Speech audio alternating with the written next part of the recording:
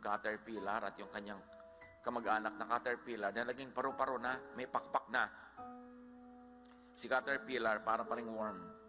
Sabi ni caterpillar kay paru-paro, you changed. Sabi ni paru-paro, we must. Dapat nagbabago. Yung mga kaibigan mo sa baryo nung araw, pag uuwi ka doon, sabi ay, nagbago ka na. Dapat. Alam naman hindi tayo magbago. Ikaw, ayaw mo magbago? Alam nyo, nagsasabi nun, yung nagbago ka na, yung hindi siya umasenso, tas ikaw umasenso.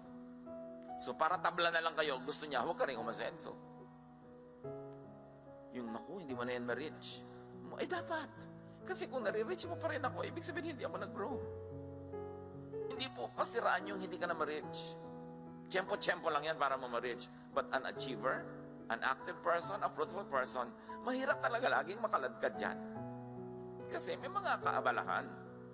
Pero hindi tayo dapat nagdadrama na hindi ka na ma-reach, nagbago ka na. Sabi nga nung paru-paro, we must. We cannot remain caterpillars.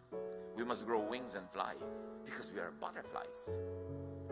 Sa mga challenges sa buhay, yung mga gusto mo ma-achieve, pagka lagi ka lang tumatakas, wala kang wagi.